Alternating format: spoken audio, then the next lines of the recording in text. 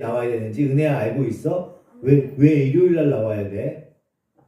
일요일은 일주일 중에서 6일은 직장에 다니다가 일요일 날 신날 만들어가지고 비와서 예배 드리라는 뜻입니다. 그래 많이 비슷해. 하여튼 일요일 날 교회 나와서 예배를 드려야 되는 이유가 있어요. 그 이유가 있고 일요일에는 쉬고 다른 날 그럼 예배 드리면 안 되는 거예요? 다른 날? 월요일이나 화요일날 수요일날 이렇게 그냥 모여서 예배하면 안 되나? 그거 뭔가 틀린가? 왜 그래야 되는지도 우리가 좀 공부할 필요가 있어요. 그죠? 공부할 필요가 있고 직장과 학교가 쉬는 날이라서 일요일날 예배를 드리는 거야? 꼭 그런 의미가 있는 거예요? 그렇지 않고 일요일날 일하시는 분들도 많잖아. 그런 분들은 가게 문을 닫고도 내려올 수도 있고 일을 멈추고 나와서 예배를 드리잖아요. 그럼 꼭 그런 이유만 그런 건 아니에요. 그죠? 왜 우리가 꼭 주일날 예배를 드려야 되는지, 그리고 구약의 안식일이었던 토요일에 예배를 하는 사람들을 가리켜서 이단이라고 얘기를 해요. 이단. 그죠? 그게 또 왜 그런 이유가 되는지 오늘은 그런 문제들을 우리가 잘 이제 무심코 지나갔던 그런 문제들을 조금씩 배워가는 시간이 되도록 하겠습니다. 그러니까 한 2, 3일 동안 공부를 할 건데 2, 3주 되겠죠? 근데 오늘 공부를 했는데 그걸 좀 읽어보시고 그래도 한번 되새겨갖고 다음 주에 오셔야지 그걸 안 하면 안 이어진다니까? 오늘 배운 거 그냥 다 까먹고 다음 주에 오면은 다음 주에 공부하면은 이게 또 뭔 내용이야 그래버려요. 그러니까 계속 이어지는 내용입니다. 제가 1번, 2번, 3번 뭐 이런 식으로 나가잖아요. 항상. 그러면 그 앞에 것들을 이렇게 쭉 읽어보고 오셔야 돼요. 그래야 이어집니다. 아니면은 의미가 없어요. 집에서 한 번씩 프린트를 일부러 해준 거야. 원래 저 혼자 이렇게 보고 맨날 그냥 해야 되는 건데 그걸 그냥 대놓고 보여드리는 거예요. 그러니까는 집에 가서 읽어보시라고 프린트 해드리는 거니까 꼭 읽어보시기를 바랍니다. 네. 출애굽기 20장입니다. 안식일을 기억하여 그날을 거룩하게 지켜라. 너희는 여세 동안 모든 일을 힘써 하여라. 그러나 이렛날은 주 너희 하나님의 안식일이니 너희는 어떤 일도 해서는 안 된다. 너희나 너희의 아들이나 딸이나 너희의 남종이나 여종만이 아니라 너희 집짐승이나 너희의 집에 머무르는 나그네라도 일을 해서는 안 된다. 내가 엿새 동안 하늘과 땅과 바다와 그 가운데 있는 모든 것을 만들고 이렛날에는 쉬었기 때문이다. 그러므로 나 주가 안식일을 복주고 그날을 거룩하게 하였다. 아멘. 이스라엘 백성이 많은 계명 중에 가장 민감하게 지키려고 노력을 했던 계명이 뭐예요? 그게 바로 안식일이에요. 안식일입니다. 출애굽기 20장은요. 안식일에 관한 계명이에요. 그죠? 이스라엘은요. 안식일을 지키는 거에 거의 목숨을 걸어요. 그래서 전쟁이 일어나서 적군이 칼을 들고 쫓아오는데 그날이 만약에 안식일. 그러면요. 그 사람들이 뛰어서 도망가지를 않았대요. 그 정도로 철저하게 안식일을 지켰어요. 지금도 이스라엘에 가잖아요. 그러면요. 안식일 엘리베이터가 있어요. 안식일 엘리베이터. 거기는 버튼을 안 눌러. 이게 버튼을 누르는 것도 일을 한다고 생각하기 때문에 버튼을 안 누르고 알아서 층층마다 이렇게 올라가서 서요. 문 열리고. 그런 엘리베이터가 있대요. 이스라엘은 아직도 그 안식일을 철저하게 지킵니다. 그리고 하나님은요. 그 안식일을 어기는 거에 대해서 대단히 진노하셨어. 구약에는요. 진노를 굉장히 하셨어요. 그래서 유대인들이 읽고 있었던 그 구약 성경 여러 곳에서 그런 것들을 발견해낼 수가 있습니다. 어떻게 하나님이 진노하셨는지를 알 수가 있습니다. 출애굽기 31장 12절입니다. 주님께서 모세에게 말씀하셨다. 너는 이스라엘 자손에게 일러라. 너희는 안식일을 지켜라. 이것이 너희 대대로 나와 너희 사이에 세워진 표징이며 너희의 거룩하게 구별한 이가 나 주임을 알게 할 것이다. 안식일은 너희에게 거룩한 날이므로 너희는 안식일을 지켜야 한다. 그날을 더럽게 하는 사람은 반드시 죽여야 한다. 그날에 일을 하는 사람은 누구든지 자기의 교회로부터 제거될 것이다. 엿새 동안은 일을 하고 이렛날은 나 주에게 바친 거룩한 날이므로 완전히 쉬어야 한다. 안식일에 일하는 사람은 반드시 죽여야 한다. 이스라엘 자손은 이 안식일을 영원한 언약으로 삼아 그들 대대로 지켜야 한다. 이것은 나와 이스라엘 자손 사이에 세워진 영원한 표징이니 이는 나 주가 여세 동안 하늘과 땅을 만들고 이랬나에는 쉬면서 숨을 돌렸기 때문이다. 아멘. 이렇게 안식일 날 일하면은요 반드시 죽이라고 했어요. 그것도 같은 민족이 그냥 반드시 죽이라고까지 얘기하셨다니까요. 이게 단호하게 하나님께서는요 안식일을 범하는 자는 돌을 쳐서 죽이라고까지 하셨어요. 예. 그래서 실제로 그렇게 돌로 쳐 죽였던 얘기가 성경에 그대로 기록되어 있습니다. 하나님께서 이스라엘에게 주신 여러 가지 율법이 있지만 이렇게 그 율법을 어긴 사람이 처형되는 모습이 적나라하게 그려진 곳은 없어요. 하나님께서는 의도적으로 안식일을 범하는 것이 상징하고 있는 것이 어떤 것이 범해졌을 때 그렇게 무시무시한 결과를 초래한다는 것을 보여주시는 거야. 그걸 예표로 보여주시는 거예요, 우리한테. 그래서 돌로 쳐 죽이는 거예요. 예. 민수기 15장 32절입니다. 민수기 15장 32절. 이스라엘 자손이 광야에 있을 때였다. 한 사람이 안식일에 나무를 하나 들켰다. 나무하는 일을 본 사람은 그를 모세와 아론과 온 회중에게 데리고 갔다. 그에게 어떻게 하여야 한다는 명확한 설명이 없었기 때문에 그들은 그를 그냥 가두어 두었다.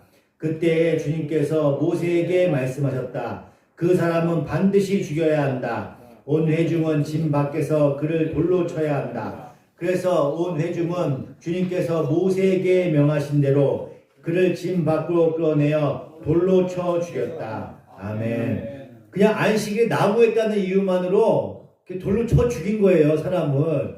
엄청 무시무시하죠? 지금 같았으면 큰일 나. 여기 가게 문 연 사람들 다 죽어요. 돌로 맞아 다 죽어야 돼요. 그렇잖아요? 그렇게 무시무시한 거야. 이게 이해가 돼요? 옛날에는 그랬다고. 그래서 유대인들은요, 안식일을 어기는 거에 대해서 엄청 두려움을 갖고 있어요. 이렇게 조그맣게 나무 일을 하는 것만 해도 죽임을 당하니까 얼마나 두렵겠어요. 그런 두려움을 가지고 있었습니다. 그리고 하나님은 이스라엘이 계명을 어기고 하나님 앞에서 패역한 일을 할 때마다 너희가 안식일을 어겼다라고 율법을 지키지 않는 행위의 대명사로서 유독 안식일을 강조를 해서 그들을 책망하시는 것을 볼 수가 있어요. 안식일을 대비를 해서 책망을 하십니다. 에스겔서 20장 10절입니다. 그래서 나는 그들을 이집트 땅에서 이끌어내어 광야로 데리고 갔다. 나는 그들에게 누구나 그대로 실천하면 살 수 있는 율례를 정하여 주고 내 규례를 알려주었다. 또 나는 그들에게 안식일도 정하여 주어서 이것이 나와 그들 사이에 표징이 되어 내가 그들을 거룩하게 하는 주인 줄 알게 하였다. 그러나 이스라엘 족속이 광야에서 나에게 반역하였다. 그러나 그대로 실천하면 살 수 있는 내 율례를 그들은 지키지 않았고 내 규례를 배척하였다. 그들은 내 안식일도 크게 더럽혔다. 그래서 내가 이르기를 광야에서 그들의 머리 위에 내 진노를 쏟아 그들을 모두 멸망시키겠다고 하였다. 아멘.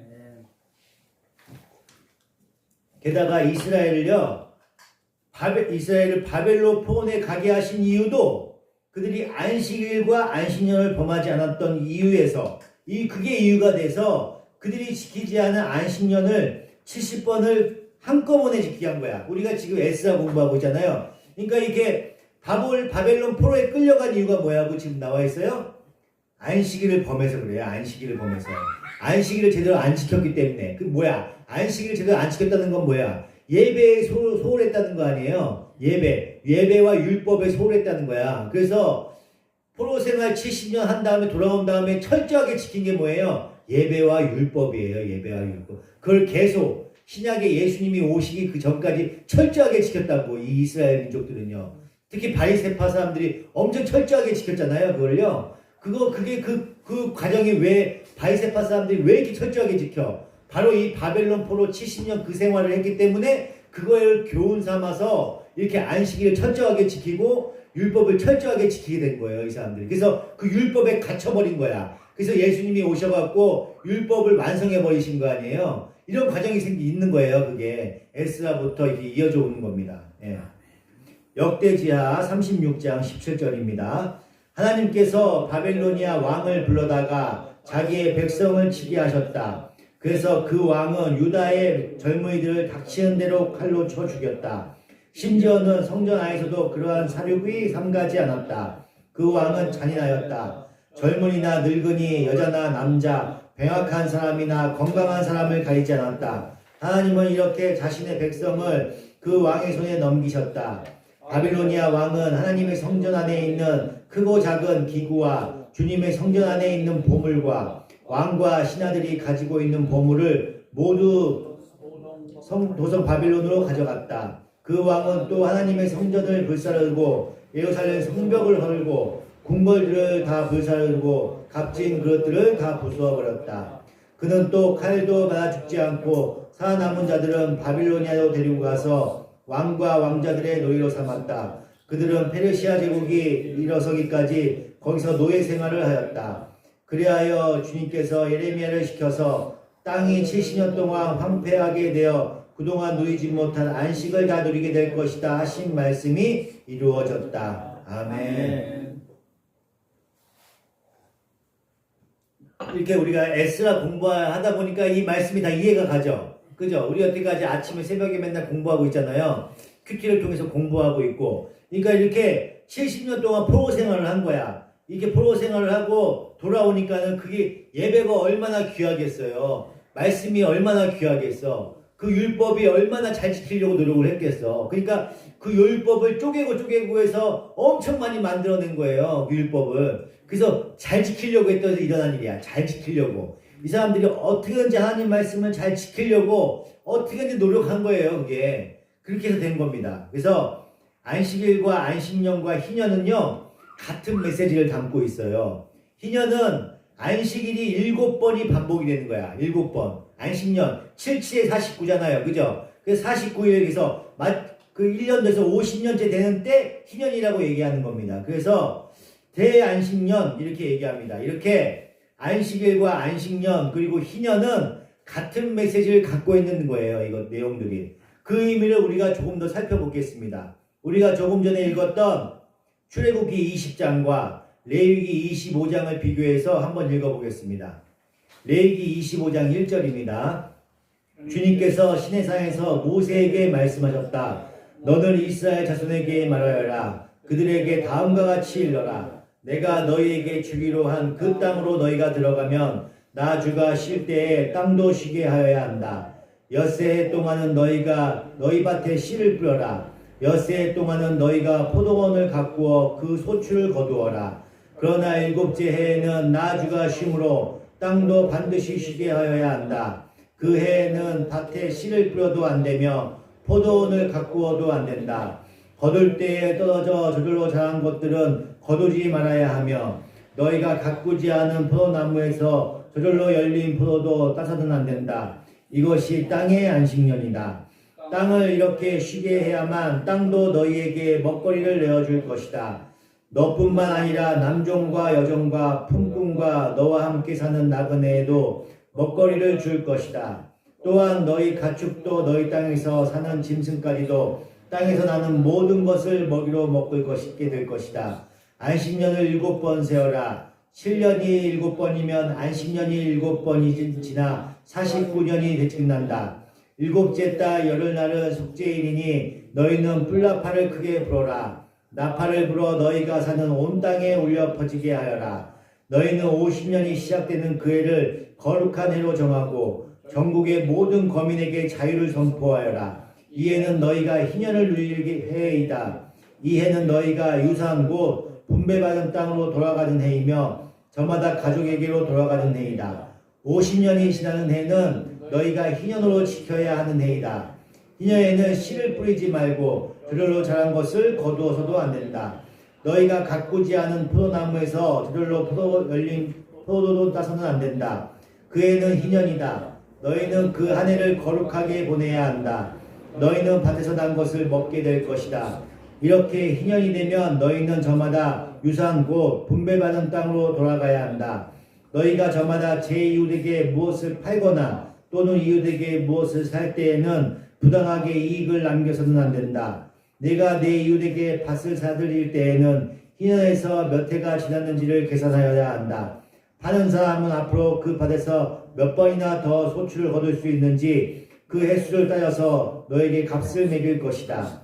소출을 거둘 해가 많으면 너는 값을 더 치러야 한다. 희년까지 남은 횟수가 얼마 남지 않으면 너는 값을 깎을 수가 있다. 그가 너에게 실제로 파는 것은 거기에서 나눌 수 있는 수확의 횟수이기 때문이다. 너희는 서로 이웃에게 부당하게 이익을 남기려고 해서는 안 된다. 너희는 하나님 두려운 줄을 알아야 한다. 나는 주 너희의 하나님이다. 그러므로 너희는 내가 세운 규례를 따라서 살고 내가 명한 벽도를 지켜서 그대로 하여야 한다. 그래야만 그 땅에서 너희가 안전하게 살 수 있을 것이다. 소출을 낼 것이고 그것은 너희가 넉넉히 먹을 수 있을 것이며 거기에서 안전하게 살 수 있을 것이다. 일곱째 해에는 씨를 뿌려도 안 되고 소출을 거두어들여서도 안 된다면 그 해 우리는 무엇을 먹을까 하고 너희는 물을 것이다. 그러나 여섯째 해에 내가 너희에게 복을 베풀어 새해 동안 먹을 소출이 그 한 해에 나게 하겠다. 여덟째 해 곧 너희가 다시 씨를 뿌리는 해에 너희는 묵은 곡식을 먹을 것이다. 아홉째 해 되어서 핵곡식이 날 때까지 너희는 묵은 곡식을 먹을 것이다. 땅을 아주 팔지는 못한다. 땅은 나의 것이다. 너희는 다만 나그네이며 나에게 와서 사는 임시 거주자일 뿐이다. 너희는 유산으로 받은 땅 어디에나 땅 무르는 것을 허락하여야 한다. 내 친척 가운데 누가 가난하여 그가 가진 유산으로 받은 땅의 얼마를 팔면 가까운 친척이 그 판 것을 물을 수 있게 하여야 한다. 그것을 물을 친척이 없으면 형편이 좋아져서 판 것을 되돌려 살 힘이 생길 때까지 기다려야 한다. 판 땅을 되돌려 살 때는 그 땅을 산 사람이 그 땅을 이용한 횟수를 계산하여 거기에 해당하는 값을 빼고 그 나머지 산 사람에게 치르면 된다. 그렇게 하고 나면 땅을 판 사람이 자기가 유산으로 받은 그 땅을 다시 차지한다. 그러나 그가 그 땅을 되돌려 살 힘이 없을 때에는 그 땅은 산 사람이 희년이 될 때까지 소유한다. 희년이 되면 땅은 본래의 임자에게 돌아간다. 땅을 판 사람은 그때에 가서야 유산고 분배받은 그 땅을 다시 차지할 수 있다. 아멘. 무슨 말씀인지 이해 가시죠? 쭉 읽어보면요. 출애굽기 20장이 안식일에 관한 말씀이었다면 여기는 안식년인과 희년에 대한 말씀입니다. 그래서 제7일뿐만 아니라 7년째 되는 날도 안식년으로 땅을 쉬게 해야 되는 거예요. 땅을 쉬게 해야 되는 거고, 땅을 쉬게 하라는 것은요, 그 땅을 가진 자들도 일하는 사람들 있잖아요. 일하는 사람들 같이 쉬는 거야. 함께 쉼을 의미하는 겁니다. 거기다가 희년에는 모든 빚이 다 탕감이 돼. 생활이 어려워서 땅을 판 자들, 그런 사람들도 다 되돌려 받는 해인 거야. 그러니까 땅이, 우리는 지금 막 땅을 유산으로 막 물려줄 수가 있잖아요. 그 당시에는 땅 주인이 다 정해져 있어. 매번 50년이 될 때마다 본래 주인한테 돌려줘야 되는 거야. 영원히 사는 건 없어요. 땅은 다 하나님 것입니다. 하나님 것이기 때문에 내가 어려운 형편이 돼갖고 돈이 없어서 땅을 팔았어. 그러면 희년이 되는 그 해에는 그 땅은 그냥 돌려받는 거예요. 다시 처음부터 다시 시작하는 거야. 이 제도가 나쁘지 않아요. 그쵸? 그래서 이번 생은 망하고 이런 거 없어. 땅 없는 사람이 없는 거야. 버티면은 다시 땅을 돌려받는다니까. 내가 아무리 방탕하게 살았어. 아버지가 방탕하게 살아서 빚더미가 쌓였어. 그래도 아들은 희년이 되면은 기다리면은 다시 땅을 돌려받을 수 있어. 이건 나쁜 제도가 아닌 것 같아. 약간, 그쵸? 어떻게 보면 젊은 사람들 희망이 있잖아요. 요새 젊은 사람들 맨날, 아버지가 가난을 물려받는다고 하잖아. 이런 것들은 조금 어떻게 방법이 좀 있어야 될 것 같아. 저도 보면은 이 돈 버는 거에만 맨날 치중하게 돼요. 사람이 꿈을 위해서 사는 게 아니라 돈이 없기 때문에 막 그래. 근데 돈 많은 부자는요, 한번 망해도 대차게 망해먹어도 집이 워낙 잘 사니까 또 일어난다니까. 옛날에 그 이재용 그 삼성회장 그랬잖아요. 미국에 유학 갔다 와갖고 사업한다고, 공부 많이 해갖고 아버지가 돈 밀어주니까 여기서 무슨 사업을 크게 했어. 다 말아먹었잖아. 이재용 다 말아먹었어요. 근데도 지금 삼성 회장이잖아. 부자는 망해도 부자예요. 그래서 아버지가 부자니까 이게 과오가 있고 실패가 있어도 다시 일어날 수가 있어. 근데 이게 가난한 집안은요, 한번 망하면요, 일어나기가 쉽지가 않아. 이거 너무 불공평한 것 같아요. 그죠? 이 하나님의 이 법이 굉장히 공정하다니까요. 평등해요. 이 낮은 자들을 굉장히 섬겨요. 그래서 일하는 이 노예나 이런 사람들도 안식년에 다 쉬게 만들잖아요. 이게 얼마나 평화로워요. 이런 것들 보면은 참 잘 만들어진 법인 것 같습니다. 하여튼 그래서 이스라엘은요, 이 토지를 매매하지 못합니다. 그거는 내 땅이 아니야. 왜냐하면 하나님의 땅이기 때문에 그래요. 그런데 생활이 정말 어려워서 땅을 팔 때는요, 중간에 돈이 마련되면은요, 다시 찾아올 수가 있습니다. 그 땅을. 남은 횟수만큼, 수확할 수 있는 만큼을 계산해서 그 값만 치르면 돼요. 그러니까 내가 옛날에는 만약에 100만 원을 껐어. 100만 원을 껐어. 막 희년이 남았는데 20년밖에 안 남았을 때 100만 원을 껐어. 그 값어치가 100만 원 값어치가 있을 거 아니에요. 그럼 10년이 지났어. 그러면은 50만 원만 갚으면 되는 거야. 100만 원 다 갚는 게 아니라고. 그죠? 그렇게 되는 거잖아. 남은 횟수만큼만 갚는 거니까. 그렇게 되는 거야. 우리는 지금 어떻게 100만 원 꾸면 어떻게 돼? 이자가 돼서 10년 되면 하나도 안 갚으면 어떻게 돼? 고리대금 하면 어떻게 돼요? 100만 원이 1000만 원, 2000만 원 되잖아. 우리 저기는 이자도 막 붙고 이자 내느냐고 바쁘잖아요. 이 없는 사람들은요. 그잖아. 근데 여기 나라에는 어떻게 된다고? 시간이 지나면 지날수록 빚이 오히려 감소해. 왜냐하면 희년 되면 다 탕감받기 때문에. 이거 얼마나 좋아. 희망이 있잖아. 살아가는데. 그쵸? 나쁜 제도가 아닌 것 같아. 이 제도는. 그래서 생활이 정말 어려서 땅을 팔았을 때는요. 중간에 돈이 마련이 되면요. 다시 찾아올 수도 있었습니다. 그런데 본인이 그런 능력이 없을 때에는요. 가까운 친척 중에 한 사람이 대신 돈을 주고 그 땅을 찾아올 수가 있어. 친척이나 이런 사람들이 그걸 대신 갚을 수가 있어요. 그게 고해제도라고 얘기해요. 그래서 기업물을자라고 얘기를 해요. 기업물을자. 가까운 친척부터 그 제도가 그 권한이 주어져요. 그래서 룻기에 나오는 보아스 알죠? 보아스가 나오미의 남편 엘리멜렉의 땅을 이제 물려주는 거야. 대신 갚아주는 거란 말이에요. 네. 근데 보아스 앞에 먼저 기업물자가 있었어요. 그래서 보아스가 공고를 합니다. 누가 나보다 더 가까운 친척이 있으면 이 사람의 땅을 물으라 이렇게 얘기했는데 그 한 사람이 있었던 거야. 더 가까운 친척이 있었단 말이에요. 그래서 그 사람 보고 당신이 그 기업을 모르겠느냐고 물어봤더니 그가 거절을 했죠. 왜냐하면 자기 돈만 써야 되는 거니까 친척한테 돈을만 아무런 얻을 게 없잖아요. 그냥 갚아주기만 하는 거야. 내 돈 그냥 주는 거야. 그러니까 어떻게 보면 이런 거죠. 명서가 내가 100만 원이 빚이 있는데 명서가 네가 돈이 좀 있잖아. 우리 집에 그 통장에 너 260만 원인가 있잖아. 나 100만 원만 좀 갚아줘라. 그럼 너 갚아줄 수 있어? 목사님이 허락하신다면. 진짜? 이거 녹음해야 되겠는데? 녹음해야 되겠는데? 진짜로? 이렇게 해서 갚아주는 거야. 아무 의미가 없지. 명석이는 저한테 그냥 100만 원을 주는 거잖아요. 내 빚 갚으라고. 이런 의미라고 지금 이 고해제도가. 친척이야. 우리는 남남이지만 같은 교회를 한 식구이니까 가까운 친척이나 볼 수 있어요. 명석이가 갚아준대. 이거는 내가 꼭 기억하고 있을게, 명석아. 알았지?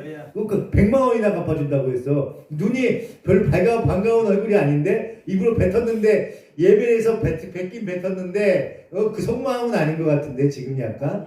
아니야? 진짜로? 잘 써먹을게, 명석아. 하여튼 이게 고해제도입니다. 고해제도. 그래서, 보아스가 엘리멜렉의 기업을 무르고 룻과 혼인할 수 있었던 거예요. 대신 빚을 갚아주고 그 땅을 찾아준 겁니다. 그거를. 그리고 그 후손으로 다윗과 예수 그리스도가 탄생을 한 거야. 이렇게 되는 거야, 이 과정이. 네. 이렇게 빚을 진 사람이 자기가 상환할 능력이 없을 때 누군가가 나가서 그 빚을 탕감해 주는 것이 그게 이스라엘의 법이고 그게 고해 제도입니다. 그래서 누구도 그 빚을 상환할 능력이 없을 때에는요, 하나님께서 희년을 중심으로 해서 모든 빚을 탕감해 주셨던 거야. 그러니까 능력이 없고 빚이 많이 졌고 살 낙이 없고 살 수가 없었어도 희년이 되기만 하면요, 모든 빚이 다 탕감이 되는 거예요. 그러니까 이게 제도가 좋은 거지.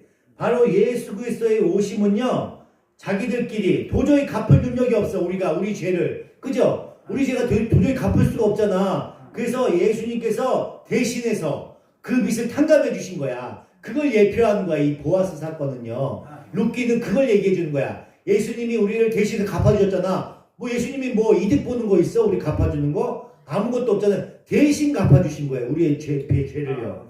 그래서 누가복음에 보시면 주님이 오셔서 내가 주의 은혜를 선포하러 왔다. 내가 희년을 선포하러 왔다고 말씀하시는 거예요.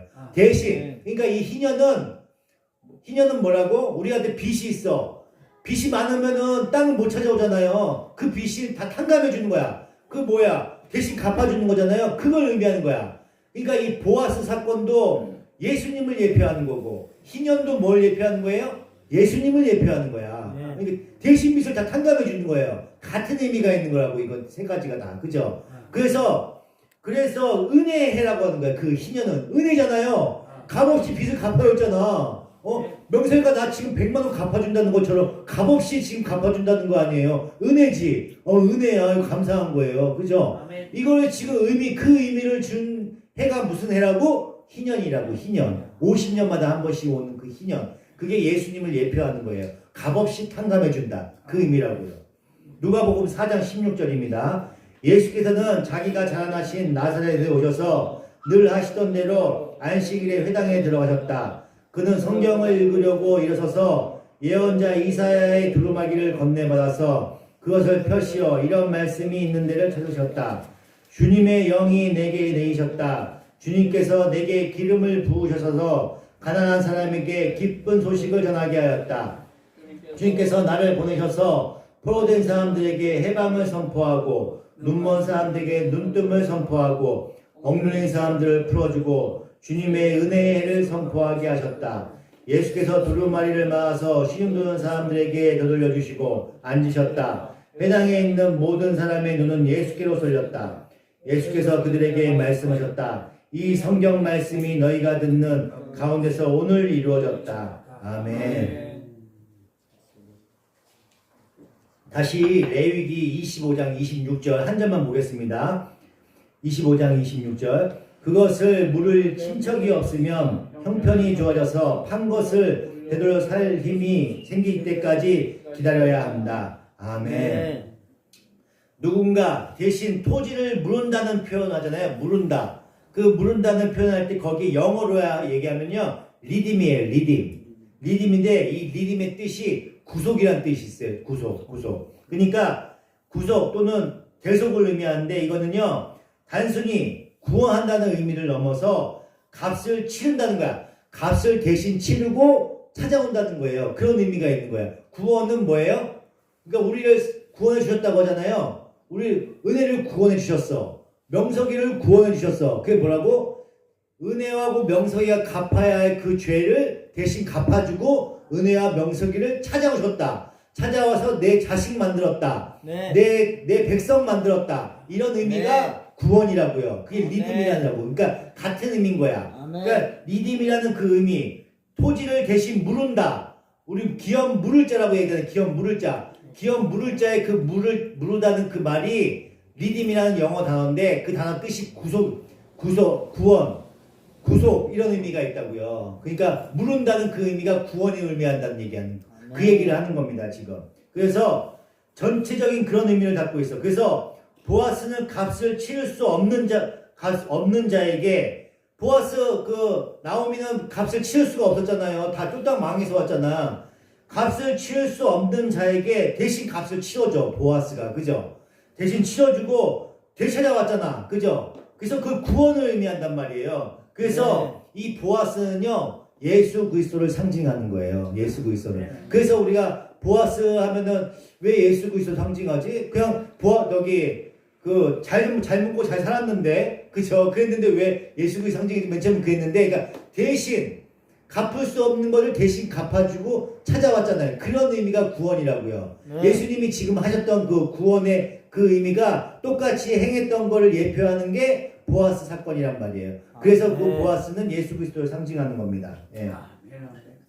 그래서 이 대신 찾아오는 거, 그를 예수 그리스도를 상징해요. 그래서 희년은요, 이렇게 예수 그리스도로 말미암아 우리에게 임하게 될 하나님 나라의 현실을 모형으로 보여주시는 거야. 희년은 뭐야? 우리가 갚을 수 없는 그것들을 대신 탕감해주는 그 의미가 있는 해이고, 그것만 기억하시면 돼. 그래서 안식년, 안식일, 그다음에 희년 같은 의미라고 했죠. 그래서 이 주일은요 우리의 그 값을 대신 치러주는 거, 그 주님의 그 구속의 의미가 있는 거예요. 그래서 안식일, 안식년, 희년, 보아스 이 모든 사건들이 기업 물을 자 이런 의미들이 다 우리가 갚을 수 없는 거, 우리가 스스로는 갚을 수 없고 할 수 없는 이 죄 가운데 우리가 대신 지불해야 될 것들을 주님께서 다시 다 지불해 주셨잖아요. 지불해 주시고 우리를 찾아오셨잖아.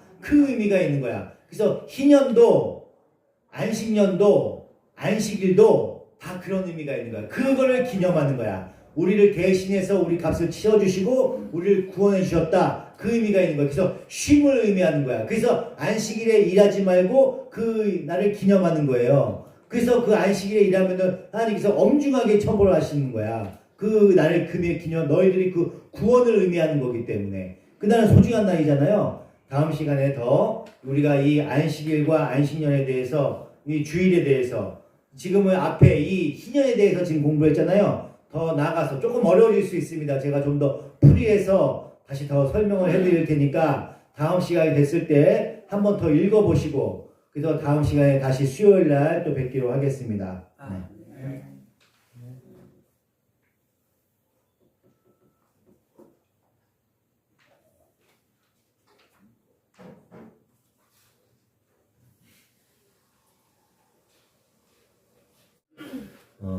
우리 다음 주에는 지원금 나오잖아요. 지원금. 그러면은 이제 우리 전도사님은 아마 지원금이 얼마 안 나와서 그렇지만은 저하고는 그래도 명석이는 조금 나오잖아요. 그래서 명함을 좀 만들려고 합니다. 명함을 좀 만들고 은혜가 좀 같이 좀 풍성하게 나오니까 조금 도와주면은 전단지도 좀 만들고 해서 좋은 일이니까 여기 앞에 보면은 그 명함 가게가 있어요. 그러니까는 거기 가서 명함도 만들고 전단지를 뭐로 할까 지금 생각 중인데 책갈피에다 이렇게 꽂는 걸 하는 게 나을까 싶기도 하고 이게 이렇게 길게 해서 이렇게 뽑잖아요. 그렇게 하는 것도 괜찮은 것 같고 하여튼 좀 구상을 해봐서 만들려고 합니다. 그러니까 이제 전도사님하고 우리 강도사님은 본인이 가장 좋아하는 말씀 한 구절씩 생각하셔갖고 오시길 바랍니다. 그래서 그 명함에다가 그 말씀을 넣고 해서 파면은